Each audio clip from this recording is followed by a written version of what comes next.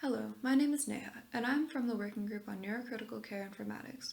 In this video, I will be introducing you to a process that will harmonize terminology within neurocritical care. First, let's talk about why we want to do this project. The advent of continuous multimodal monitoring in the study of brain injury has provided us with a large amount of data to be analyzed through big data tools like machine learning. Currently, there are huge inconsistencies in how this data is collected and labeled, and this presents a big obstacle when trying to compare and study datasets. We recently searched through 5 different medical terminology standards for 73 common terms and measurements used in neurocritical care. We found that there were 31 terms missing entirely from these standards. Within neurocritical care, there is clearly a gap in terms that are currently covered by existing standards, and this can create many problems when trying to compare data from multiple sites. What we plan to do is focus on these orphan terms and give them a home within a standard terminology.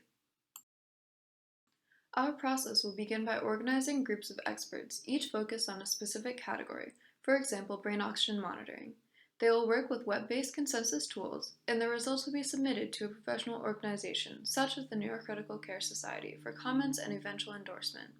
Then, this will be submitted to one or more standards organizations. We are currently building relationships with these organizations and working on the details of this process. We will start by focusing on specific categories of monitoring measurements. For example, brain oxygen monitoring.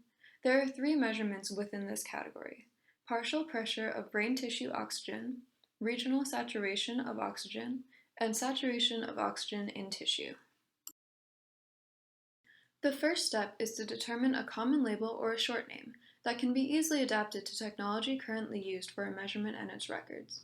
For example, partial pressure of brain tissue oxygen could be labeled as PbTO2, as is commonly used today. The next step, and probably the most important, is to come up with an agreed upon definition. Some measurements may already have an existing definition within a standard, but often definitions may vary between multiple standards, or they may just not exist at all. Next, we will determine the metadata that will help refine the definition of the collected data. This metadata can eventually turn into common data elements, or standardized key terms, that will allow for data to be more easily compared across sites and over time. Ultimately, by working to standardize terminology and measurements used within neurocritical care, we will be able to use data more effectively within studies and in future treatments of brain injury. If you would like to learn more about this project and others like it, please visit us at smartneuroicu.org, or if you are interested in participating in this project, contact us by email at info@smartneuroicu.org.